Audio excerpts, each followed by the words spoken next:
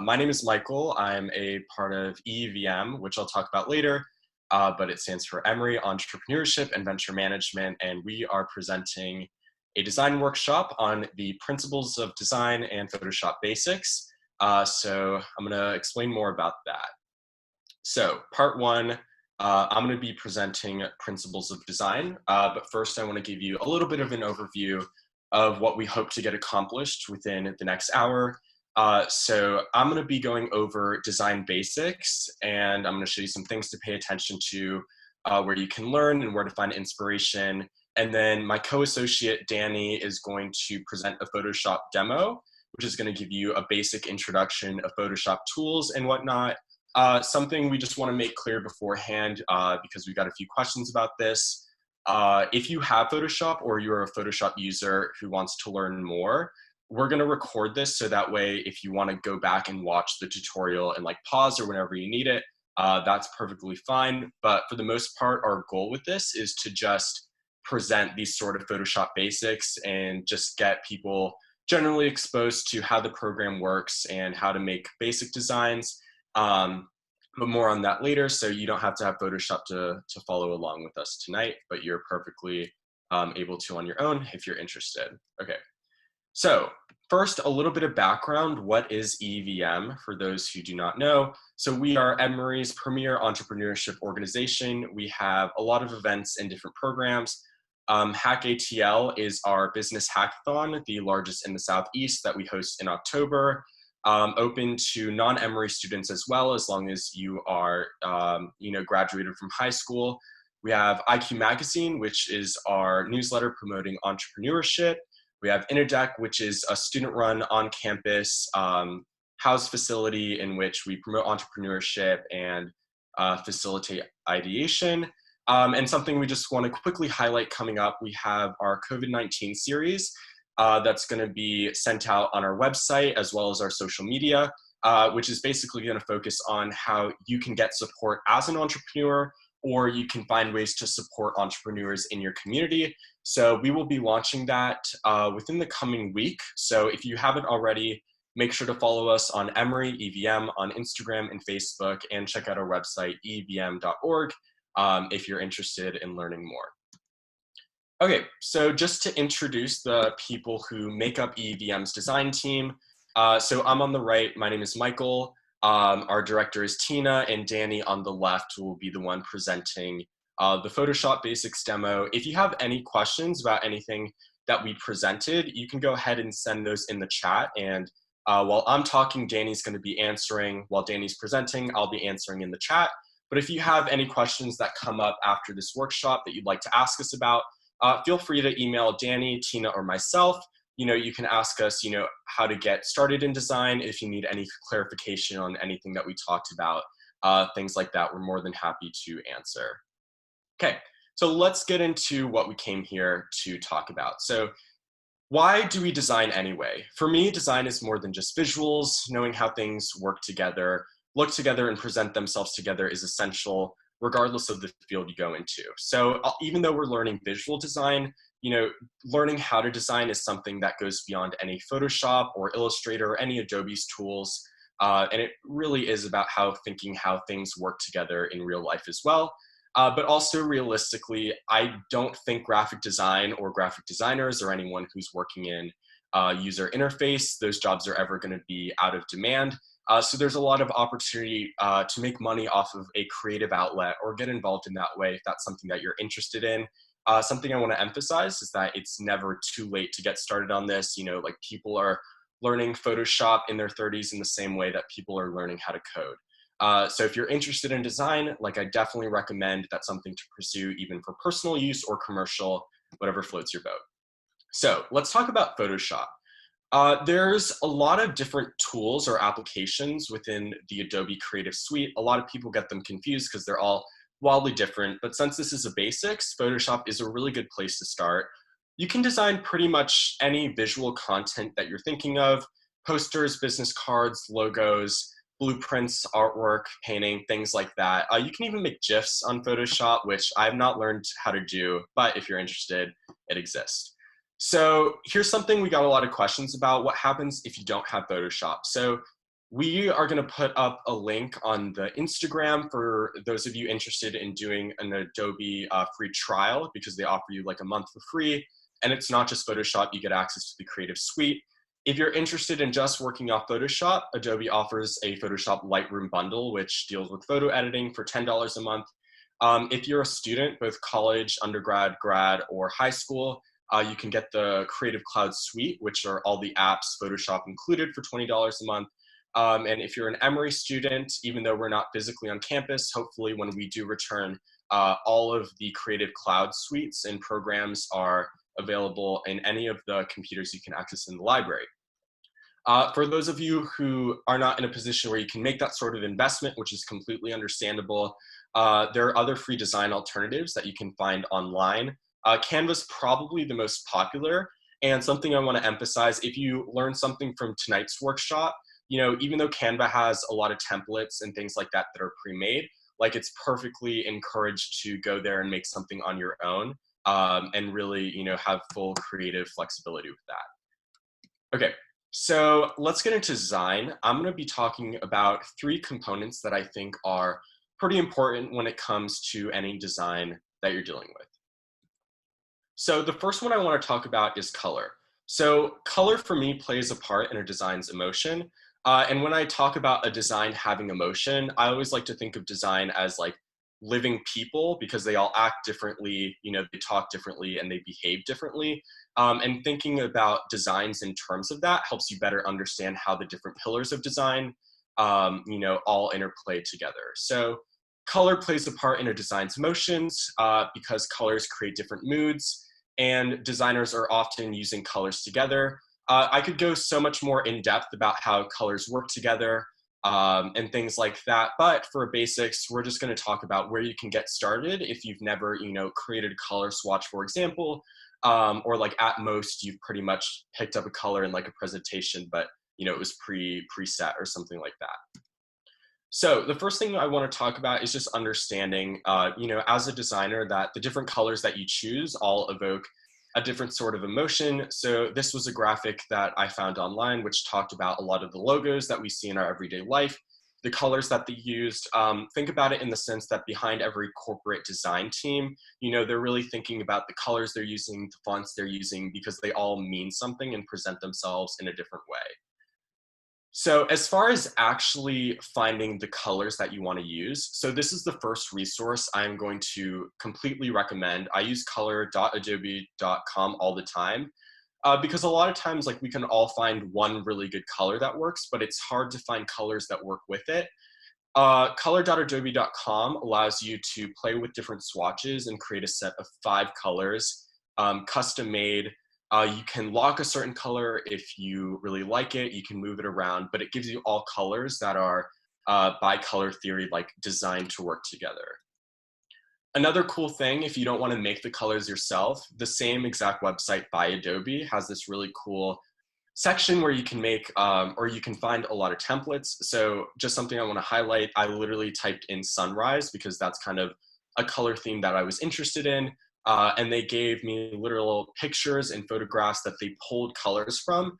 So if you're designing anything in particular and like if it's an underwater theme, if you're looking for more of like those shades of blue, or, if we're looking for like a forest and, those different sorts of green, all those things you can find on there. And they also have like millions of swatches that you can pick from.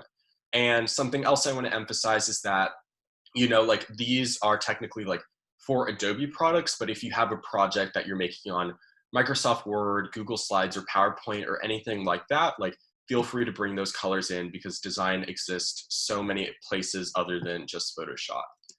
Okay, so the next thing I want to talk about is type. For me, type plays a part in a design's personality. Just think about the different feelings that you have towards a textbook and magazine, in terms of the former having more of a sense of sophistication, and a magazine people tend to associate with a more relaxed, casual sort of presentation for the most part. Fonts, you don't always have to use the same one. You can use a combination of fonts as long as you're keeping it consistent throughout your designs. Some basic vocabulary that you will hear about fonts that gets thrown around a lot is serif and sans serif. So the way to think about it is serif basically means with feet. So think of Times New Roman, Garamond, Georgia, any of those fonts. And sans serif font means without feet. So any of your headline fonts, the font that is throughout a majority of this presentation, which is Montserrat. But basically, yeah, so serif is your more academic-based fonts.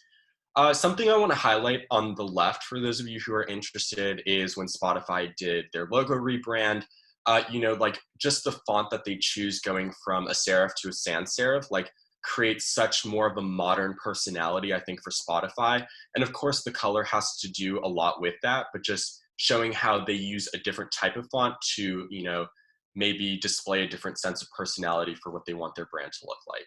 So where do you get started if you don't know where to get started for type?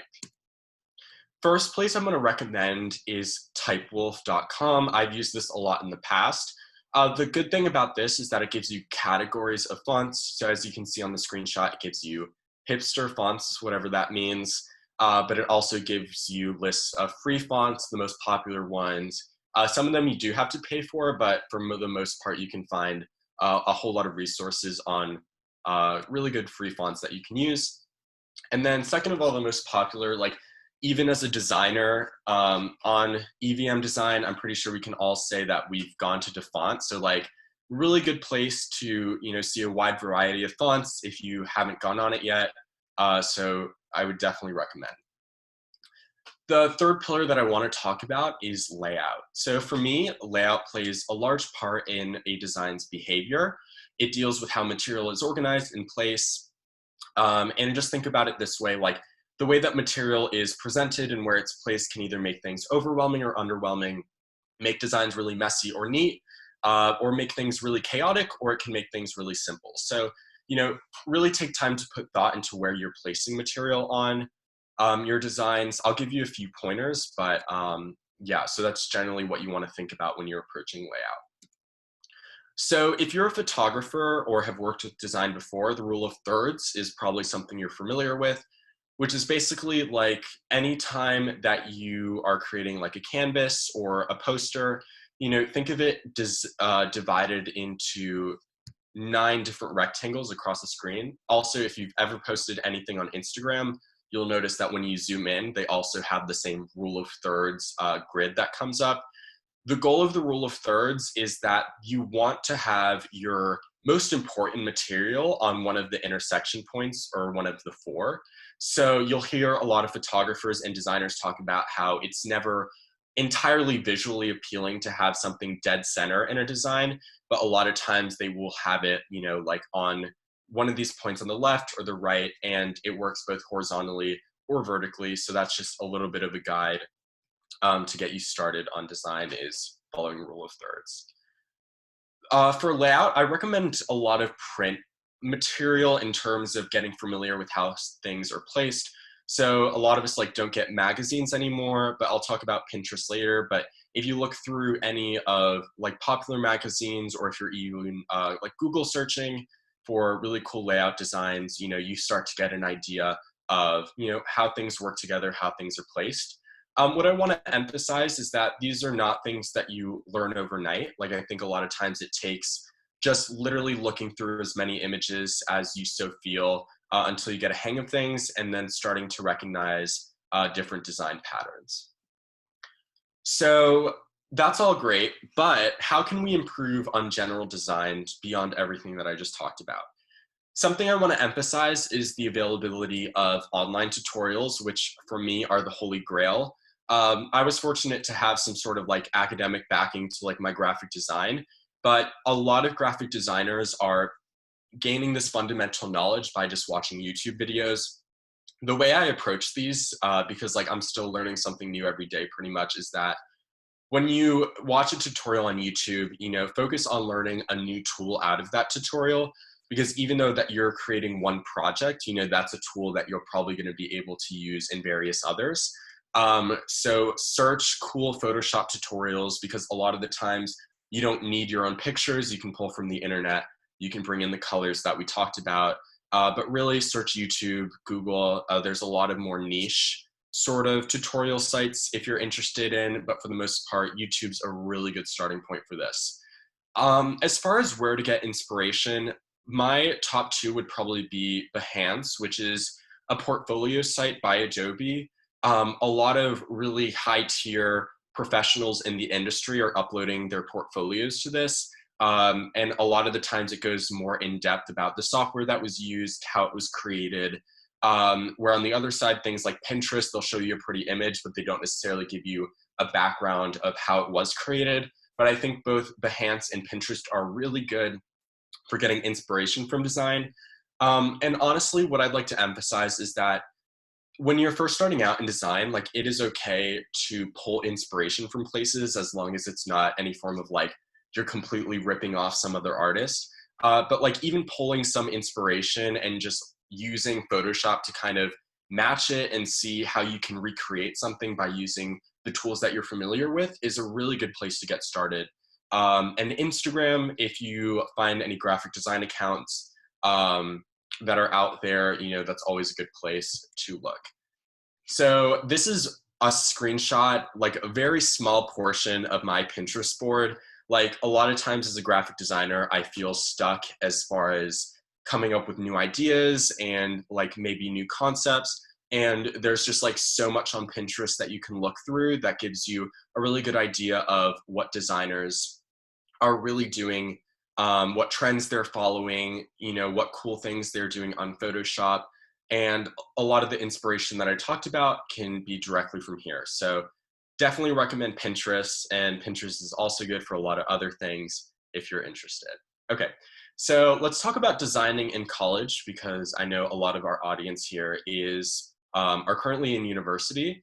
So the first thing, start simple, right? You know, you're not looking for creating entire brand concepts or, you know, a 3-layer like poster series. You know, create individual material first. Even try making a logo for an event if you're part of a student organization and you need something like that. Like throw your name in the hat, try to make something.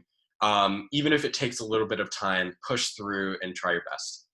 Something I want to emphasize that took me a while to really figure out is a lot of times when you kind of dive just into Photoshop and start clicking everything and messing around with the tools without really a clear image of what you want to do, it gets difficult sometimes, and you can get really frustrated in terms of, you know, ending up with the design that you actually want. So sketch first. You know, I think I'm good at design, but like I'm awful at just drawing things on paper. But if I have my ideas, you know, like physically printed out before I go on Photoshop and try to make something similar, it is super helpful in terms of, you know, helping me design once I have that image in mind.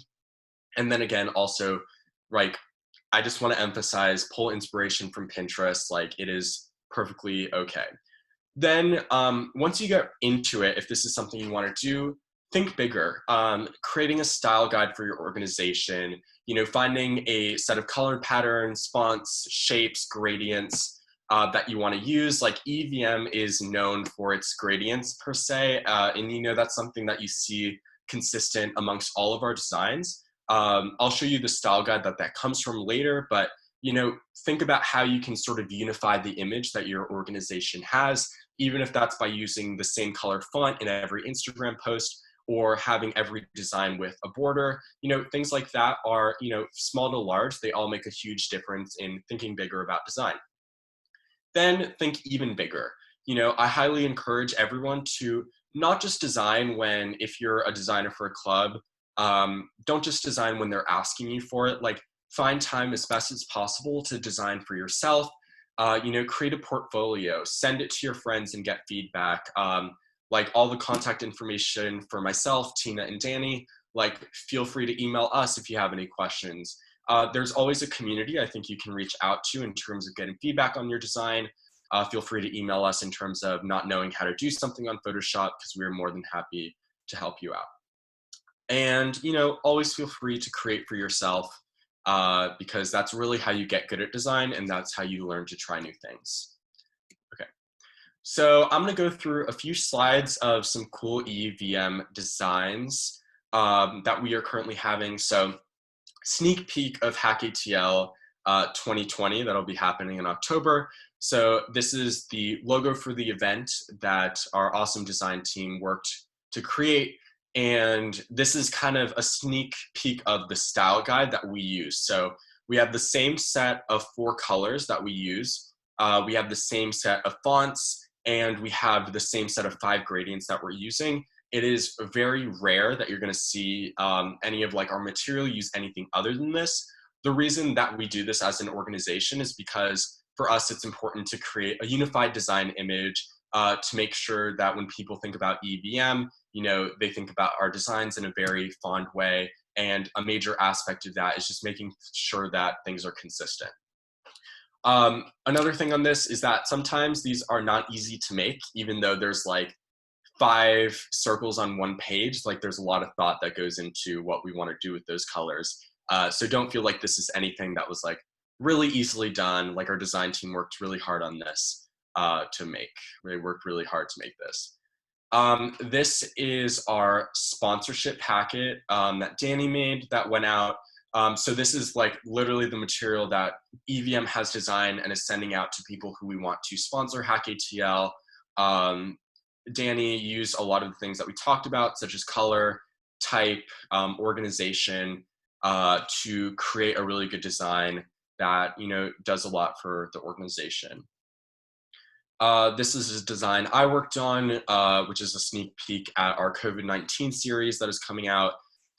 So we are at the time to be connected. You know, we use the EVM gradients. This is EVM's font. You know, it's all about consistency in terms of that. This is a poster series that Dany made. Something I'll point out about this is that a lot of our EVM designs are either having white backgrounds or black backgrounds if it's not a gradient. So like, feel free to make different versions of your designs if you're not necessarily sure that the one you made is the one that you really want to go with. So Dany will always make different versions. He'll send it and we'll get feedback in terms of that. But Dany will tell you more about that later.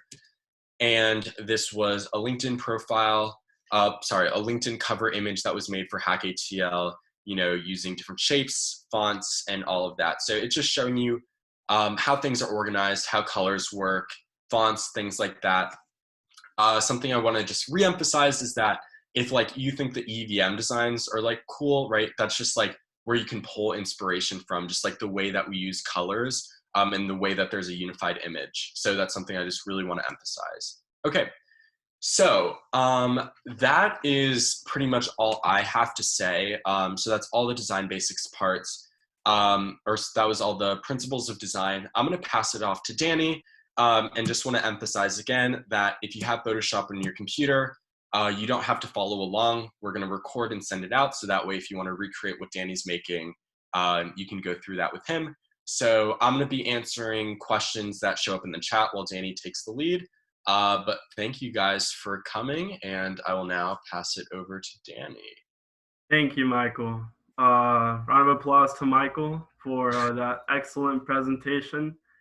I just want to emphasize as well that you don't need a degree in design to be able to make excellent designs, right? Like for example, I pretty much self-taught myself in Photoshop. I never really took a class designated for Photoshop, but through practice, I was pretty much able to develop, the skills that I have now. And like Michael said, it's something that takes time as well. It's not something like right off the bat that you're going to be able to get. But as you practice and practice and practice, you're going to be able to like develop these skills slowly over time. And you're going to sort of like get that eye for what looks good. That's something that you develop with passion. And just a little tip for you guys, a way to practice if you're really interested in design and you want to get better is there's actually a subreddit called Photoshop Requests where people send in requests that they need done through Photoshop, and then you can take those up. And I think it's just like a pretty fun, interesting way to kind of like gather more experience. So yeah, I just wanted to mention that. And I just wanted to pretty much showcase what we're going to be designing today. We have our model right here, which happens to be my brother, and he's creating some art. And the theme behind this was passion, as you can see by the big type, which Michael also discussed in the presentation. Type is very important for design. And like pretty much one of the things that instantly pop out at you when you look at this is the color present in the kind of poster that I made here, which is the bluish purplish color here, and then the pinkish.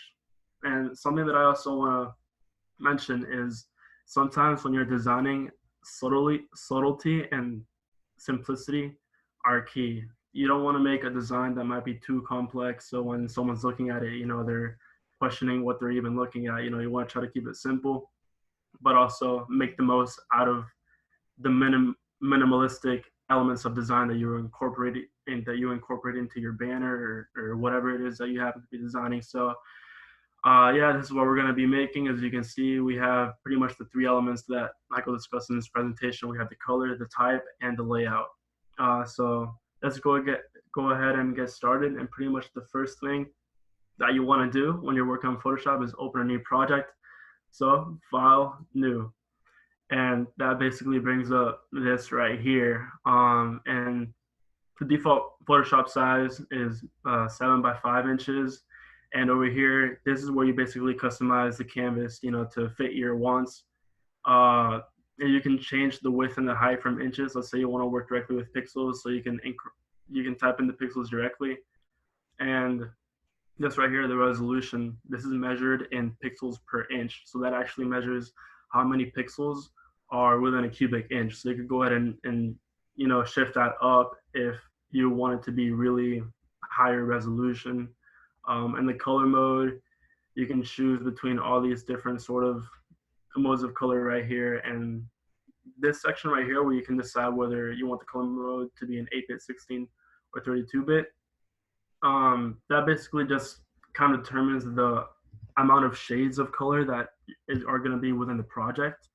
Usually, I would just keep it at 8, unless, let's say, like a client specifically tells you that they want it at 16-bit because JPEG, which is pretty much one of the most popular formats for images, it's kind of like a lossy sort of compression. So they're all pretty much 8-bit anyways, right? So you don't want to be working on like a higher bit because it's just going to take up more space. So yeah, we're pretty much just going to get started with the default Photoshop size. So we're just going to press create, and we basically have the white canvas right here. And I just want to give a quick little overview of the tools that we have here to the left. And this is basically the bread and butter of Photoshop, all these tools that you have at your disposal.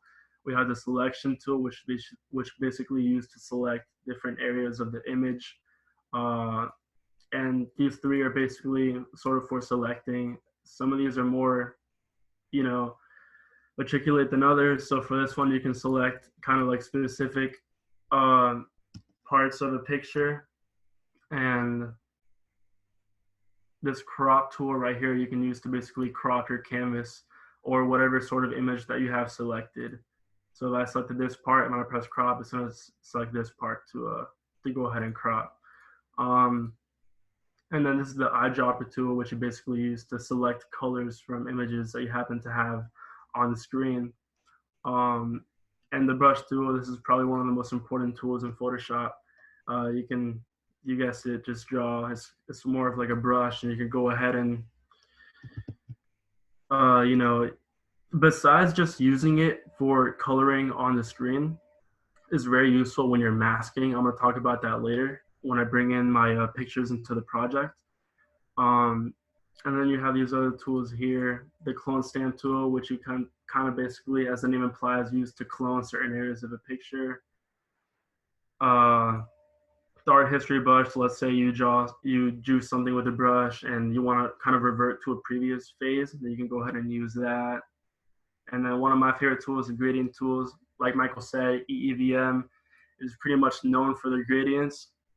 Personally, I feel like gradients just look very visually pleasing, so I incorporate a lot of gradients within my designs. And then here we have the blur tool, pretty self-explanatory. You can use to blur the image. The dodge tool, which, as the thing suggests, it lightens areas of an image. And then the pen tool is also very, very important. I pretty much use the pen tool for the poster that you saw before, and for a lot of, even in the sponsorship packet, I use the pen tool. So I'd say that the pen tool and the brush tool are pretty important. And then the text tool as well. The text tool is very important, for typing the type and when you go ahead, let me just go ahead and let me show you guys. So when you first type, it's going to put this placeholder text, and you can go ahead and delete that. And on top right here, you basically have pretty much everything that you need to decide what exactly you want. So Gotham is the font that we use at EEVM. So that's the font that that I put in the example that I'm working on today. So as you saw, I put passion, right? But it's very small and it's very light. So to change that, we click here, which basically helps you decide kind of like the face of the font. And I always find that more bolded fonts kind of have, more impact. They catch the eye quicker. And again, when you're designing something, it's very important to know your motivations beforehand. So when I, made this, I wanted passion to be very prominent. And so that's why I made it bold. And so let's just go ahead and increase the size as well. And then that basically have text right here. And if you want even more tools over here, we have the character toolbar and the paragraph toolbar. So if you click on that, you can change even more stuff, like the leading and the kerning, which is leading is, let's say you have 2 lines of text. So let's say right under passion, I wanted to type something else like bold. As you can see, it's kind of overlapping each other, but that's not really what we want. So if we go to the character tool and we increase the leading over here, you can help, actually show the 2 lines of text. And let's say if we want to increase the kerning, it's just right here, and that basically increases the space between the letters. So you can go all the way up. You can even input your own numbers. So if I put, I don't know, like 300, it goes very, very wide, but we're just gonna stick with 0 for now. Let's just go ahead and type that out again. That's basically the text tool. And this tool right here, the shape tool, is also pretty important depending on what sorts of elements you're putting into your design. So as you saw, we had this ellipsis right here, 2 of them. So I went ahead and I chose the ellipsis tool and I made the actual ellipsis like that. You hold shift. If you don't hold shift, you're gonna get more of an oval, but if you hold shift, it makes it into a circle. So that's pretty much basically the most important tools that you have at your disposal here on Photoshop. So just go ahead and place the images that I downloaded. So this is basically an art studio that I found online. I literally just looked up art studio, and that is pretty much the background of the actual poster that I'm going to be designing. It's not very prominent because I wanted the subject to be the thing that's actually popping out. So that's basically going to be the deepest layer of the image, and a concept that I think is pretty important when you're designing is depth. So as you can see here, we have the background, this black rectangle, and then our model, and that's basically 3 layers of depth, and that just kind of helps make things pop out and make certain elements more prominent. And then the other thing that we need is our actual model. So this is the picture that I took.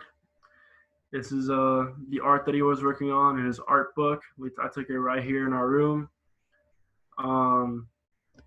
And basically, let's say, so the first step that we want to do is to start masking him out. And so the way to do that, like I said before, is first you need to actually select him from pretty much these selection tools right here. And these tools, like I said, are more intricate. So let's say you just wanted to slowly select them like that. You probably want to zoom in as well, and to make sure you're getting them pretty much edge by edge and crevice by crevice. But we're not going to be using that tool for today. That's just, you do that if you prefer that method of selecting something. What I did actually is the quick selection tool, which is way quicker. All you do is pretty much just select the subject and it automatically pretty much detects the edges and it'll select that for you. So you just go ahead and do that with all the areas that you need, like that. And so what you go ahead and do is you select the mask, and then this is what you get. And obviously it's not perfect. There's some things that you still need to remove yourself after, but it pretty much, I think, gives you a good place to start. And once you press select and mask, it's really important. You go to output settings. So you click on output settings. You go down and you output to new layer with layer mask. And you press OK. And it basically creates a new layer, as you can see here, with the mask of the area that I selected cropped out. And I think masks are very important, you know, rather than just using, let's say, the eraser tool, because a mask is a non-destructive way of editing, which means that if you mess up or, you know, let's say you add a little more than you intended to, you can always go back and change it. So as you can see here in my brother's glasses, there's parts of the original picture that are present. So to make the mask as effective as possible, we're going to remove that additionally on top of the quick selection, because the quick selection tool in itself isn't really enough. So you got to go ahead and do more extra stuff after. So what you want to do, if you have your mask, right? Another way to create a mask, by the way, is you click and then you just press this button right here, and that'll create a mask as well. So let's say we have this right here that we want to get rid of. You click on the mask, you go to the brush tool. You want to make sure that you have black selected, because what black does is it removes part of an image. Let's just press Control Z or Command Z if you're on Mac to undo, and the white part, it just adds from the original. So that's basically how you add or subtract from your mask. And so what we want to do here is we want to zoom in, and we can increase or decrease our brush size through this menu right here, or a shortcut, which I think is easier. You press on Windows, Alt, right click, and then you can drag left or right to increase or decrease the size of the brush. And you can also increase the hardness. And basically what the hardness is kind of like feathering around the brush. So as you can see, if I go on the mask and I select white, it's very harsh. But if I put the feathering or the hardness, sorry, all the way down, it's more soft around the edges. That's basically what that does. And so we want to go ahead and just remove this part right here around the glasses to make sure that it doesn't stay, because we want it to be completely flush with the background.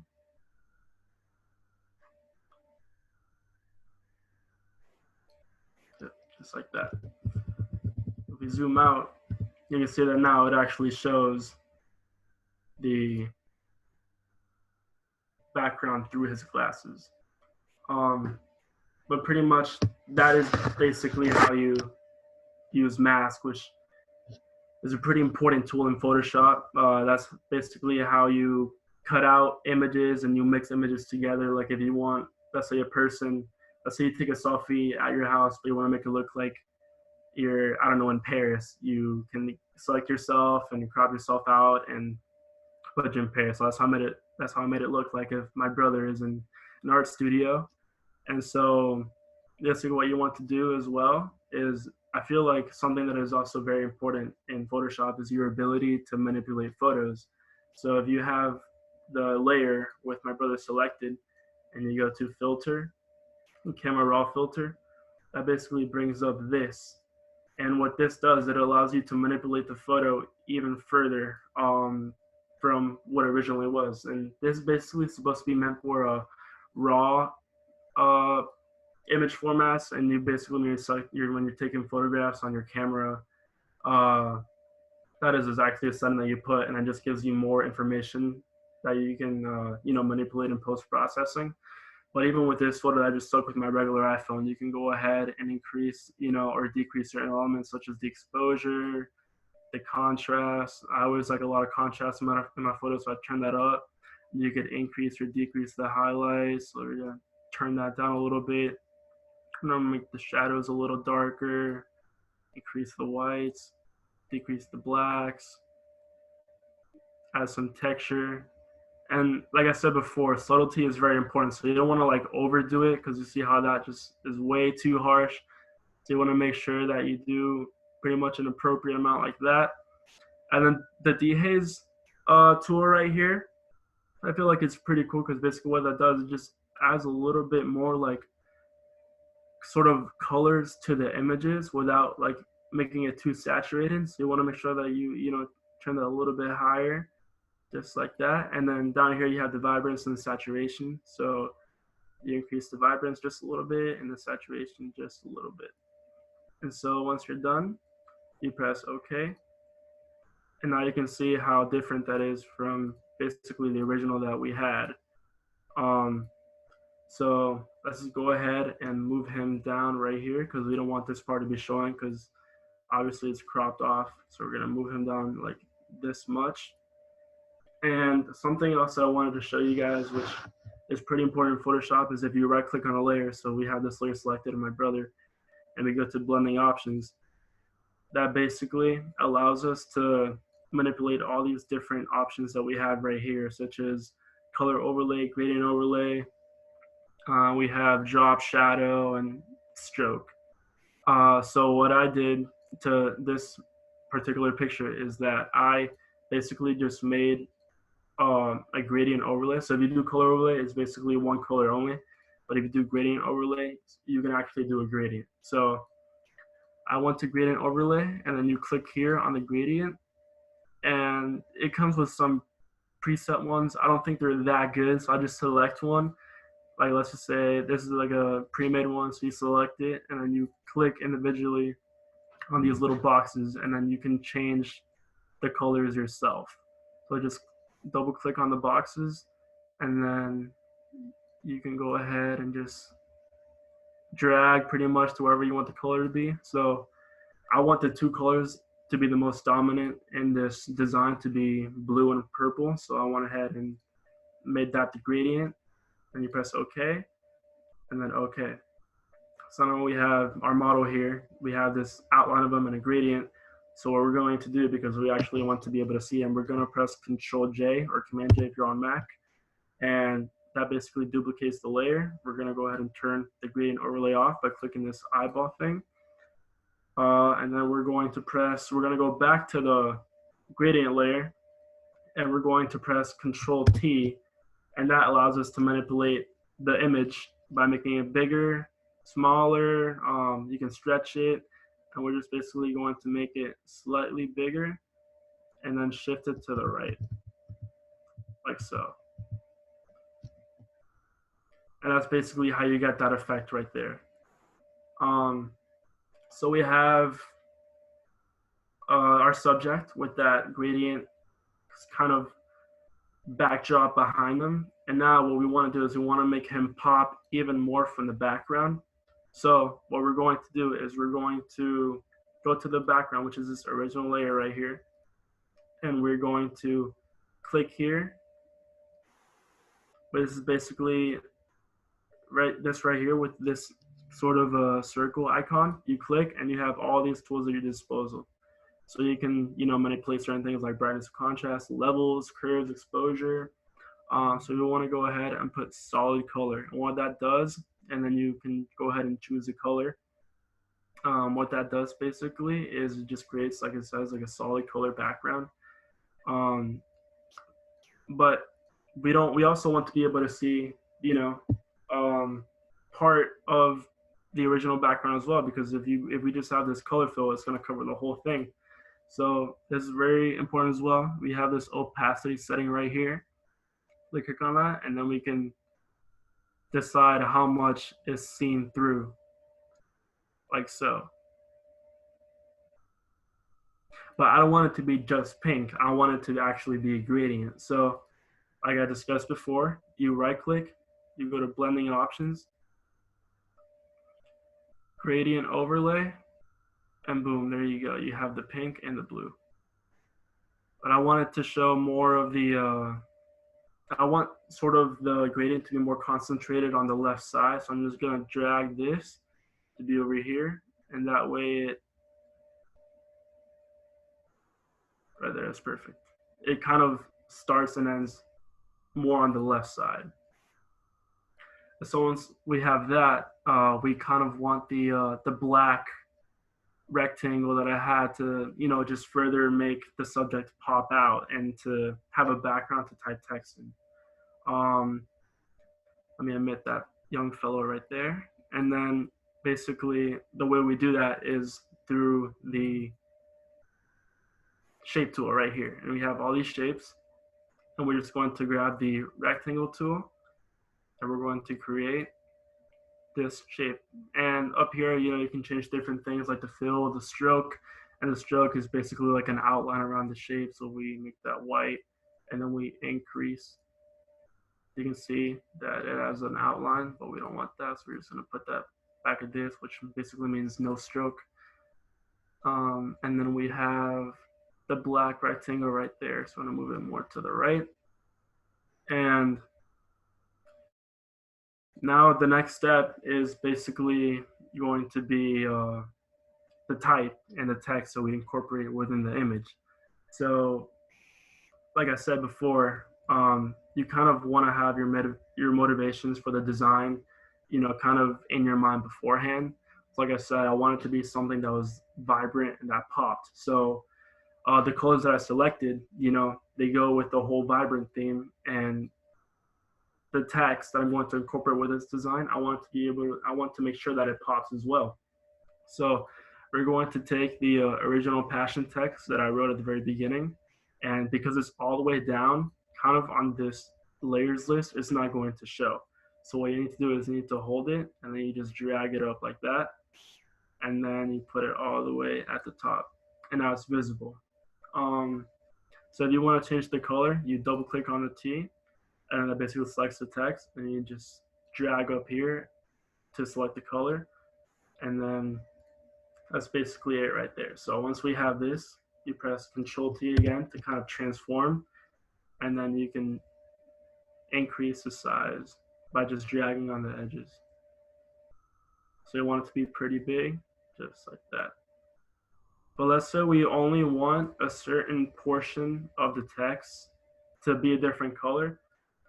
So if we want this, the second syllable of passion, so shun, to be a different color, you select the text tool, you go in between these two S's, you drag out, and that way you're going to be able to select a different color. So that's why we wanted this color specifically. So what you do is you double click here. We have our primary color and the secondary color. You double click on the primary color, and then that brings up this little menu. And if you move outside of this frame, you have a little eyedropper, and that will allow you to basically pick any color you want. So if I want this pink right there, it selects it, you press OK, and then that's basically the color that you have without changing the color of the entire word. And as well, so we want to make it pop a little more. So another blending option that I frequently use is drop shadow, and what that does is basically just creates a shadow behind the text. So if you click here on drop shadow, you can see that it creates the shadow behind the text, which just makes it pop more. I usually just leave this how it is, but I increase the size and I leave the spread at 0. So that's basically what I do, because if you increase the spread, it makes it very intense. So I just usually like to leave that at 0 and increase the size, and then I feel like that gives a pretty smooth shadow behind it. So we press OK. And now we have pretty much the most prominent headline of the design, but I want to incorporate, a little message alongside it. So I'm going to click again on the text tool, and I'm going to click and drag, and that'll basically create a text box where I can type. And as you can see, the text is way too big right now. So we're going to decrease that to about 12 points. And the leading is way too high. So again, you go to character right here, and you decrease that to, let's say, just 14. And then you have this sort of text right here. And another thing that I just want to mention that's very important, you don't want to have a lot of conflicting elements within a certain design. So this text, if this huge text is already bolded, then this sort of more body paragraph style text doesn't need to be bolded. So what you can do is just go ahead and select it and then click here and let's just make it book. And that'll basically make it lighter. So that's a little, easier to look at. So we're just gonna drag it down and make it smaller. And just press yes right there. So now everything's looking pretty good, but I just feel like my brother isn't really popping enough behind the background. So something that I usually like to do, right, is I get the gradient tool, and this button right here basically allows you to create a new layer. It's basically kind of just a transparent layer that you can't really see. So you can't really see it, but it's there. And then I get the gradient tool. You click up here to change the gradient. I just make it basically go from black to basically transparent, so nothing. And the way you do that is you click up here, you change the opacity to 0, and then basically, just creates this gradient that goes from black to nothing. You press OK, and you basically just want to hold shift, and that makes a straight line like that. Because if you don't hold shift, it goes diagonally. So you hold shift, you slide up, and then you let go, and it creates this gradient coming from the bottom. But now my brother looks way too dark, and that's because this gradient layer is all the way on the top. So we want to decrease that right under the layer that my brother is in. So we want to drag it down,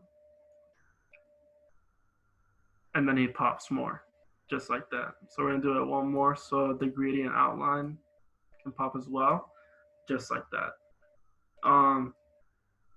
And then like I discussed at the beginning, guys, it's more of over time you can just kind of get a feeling of what looks good and what doesn't look good, and that's more like an artistic taste that you develop through practice. So right now I'm saying that the outline is a little too, kind of big. So what I'm gonna do is I'm going to go to that layer with the gradient overlay blending option. I'm just going to move it down and to the left just to make it a little more subtle. And I'm also going to decrease the size a little bit. Just like that. So it's pretty good. And so basically right here we have, a lot of the elements that Michael discussed in his presentation. We have the type element of the design. We have the color element of the design. And we have the kind of layout. And as you can see, the layout is basically the headline covering. Let me just change this really quick. Something that I really like to just kind of add like another sense of depth in my designs is to have text be behind like a certain subject.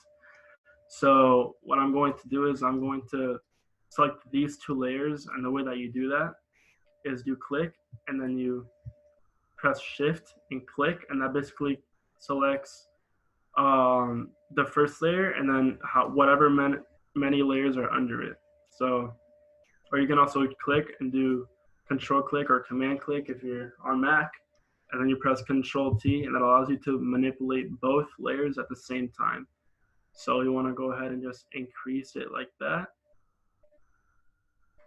And again, you can just do this without holding shift. If you hold shift, then it makes it, like all wacky. So when it's like a subject, you don't really want to mess up the dimensions, so you leave it as it is like that. Okay, perfect. And now we want the text to go behind his beautiful hair. So what we do is we go to the text, and then we just simply drag it down. Let's drag it down one more time so it could be under the, yep, perfect. And so there, and then this is the placeholder text that we have. And you can always just go ahead and change that by clicking on the layer and double clicking this. or another way is you can just click on the text tool icon and just click on it, and that'll allow you to change it. So I'm just gonna type a really quick message. Let's say passion drives us, like that, and then press enter, and you can type more. Passion makes us who we are. Perfect. And then you have your little message right there. And yeah, guys, like that's pretty much how I came to this sort of design right here. Um, the little shapes that you see, again, like I discussed earlier, is just by using the shape tool. So I basically just created an ellipsis, and I dragged out, and I hold the shift to make it a circle. And once you have that, that's basically setting the fill, but we don't want to fill, we only want the outline. So we go to fill and we press no fill, and we go to the stroke. And I decided to make it more of a cyan color, so I went ahead and clicked on that, and I increased the size of it. And I clicked on this outline right here, and that can basically make it dashed or really dashed. So I just clicked on the dash. Let's go ahead and decrease the amount of pixels, like that. And then I also want to show you guys the pen tool. So once you have that done, you can click away, and then you can move it wherever you want. So let's just put this circle behind my brother as well. So we're just gonna go ahead and just move it down like that. And the squiggly line is made using the pen tool, which I remember when I was first learning Photoshop, I really struggled with the pen tool because I just couldn't figure out how to make it work. But once you figure it out, it's pretty, like, it's not as hard as it seems. So you just want to click and drag, and these two lines that are coming out of the main center of which I drag, which basically decide the curve. So if you make them really long like that, it's going to have a greater curvature. So I just put it around there, and then you click and drag as well, and then just keep doing that. So you click and drag, and then click and drag.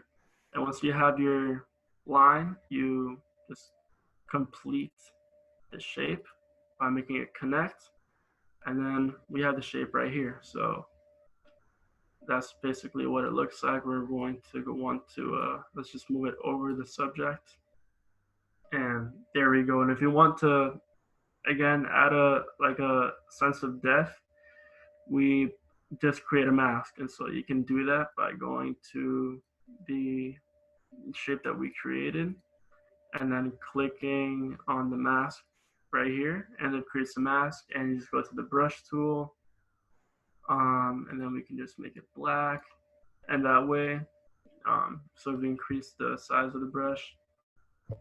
Let's also increase the hardness. You can make it look as if it's going behind the book, like that.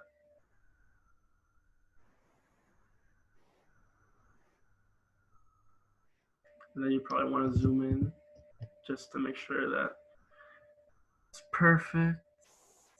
That I want to add a little more over here, so just keep playing like that. And that's what I mean by it's non-destructive. So if you mess up, it's a quick, easy fix. And yeah, that's basically how we get it to be like in the example. And you can always, change whatever aspect. So right now, if I'm thinking, oh, maybe the colors look a little too harsh, I just, go to the elements. And so I'll go to the gradient layer, which basically puts that gradient over the, the background of the art studio. I double click on that, and it brings it up. And then I can, just change the colors to make it a little less harsh. Just like that. You can do the same for the blue. Just click here. Yeah. Just like that. And so I just pretty much just wanted to showcase at least some of the tools that I use on a regular basis, like the gradient tool, the pen tool, the shape tool. And I hope that you guys learn a little bit as to how some of these tools work. And again, I just want to reiterate that if you've never taken a design class, or you're not like an expert on Photoshop, I definitely was not an expert. And to this day, like I definitely have improved my skills, but that has been through watching a bunch of YouTube tutorials. Like Michael said, that is pretty much one of the most valuable resources. And the best part is that they're free. You literally just go on YouTube and look them up. And through watching, YouTube tutorials and just doing requests for people online, I was able to just develop my skills. So if you guys are really passionate about design, that's something that you can do. And I just want to, just showcase some of these different elements, and hopefully you gain a better understanding. I'm really passionate about design, so I hope you guys, at least understood why design is so great, and how to utilize some of the tools that Photoshop offers. And I just kind of want to pass it off to Michelle right now. Michelle Lee, she's also an EEVM, and she wants to talk a little bit more about HackATL. So I'm going to go ahead and pass it off to her. Yes, thank you. I think on behalf of all of us, I just am blown away by Dany and Michael and the rest of the design team. So thank you so much, everyone, for coming and supporting both design and EEVM. We really appreciate it. Just a really quick spiel about HackATL. I am one of the co-directors of HackATL along with Andrew Johnson, who is also here right now. And we have been, hard at work despite everything that's been happening with remote learning to ensure that HackATL 2020 is the best one yet. And so please make sure to check out our Instagram handle, HackATL, as well as our website, hackatl.org, to really be able to apply everything that you've learned today, and as well as other interests and passions you may have to build a business with us in 48 hours. And really just dig into your entrepreneurial spirit. This year, it'll be from October 2nd to the 4th, and we will be releasing dates and everything for applications very soon. So just check all of our social medias. And with that being said, I want to pass it back off to Dany and Michael to end off this amazing webinar. Okay. Yeah, thank you guys so much for coming. We had a really good turnout, and I think all of the information is going to be, as far as like the video and the slide deck and whatnot, is going to be probably on the Instagram. So if you're not following us already, it's Emery EVM on Instagram and Facebook.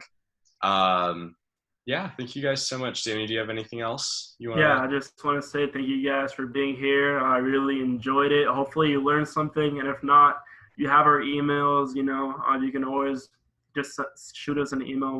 We'll be more than glad to help you guys out with like any questions that you have. We discussed, we're pretty passionate about design, so we would love to help you. So if you have any questions, if you need anything else, just message us, and we got you. So yeah. Okay, thank you guys so much. You're free to go. Thank you guys.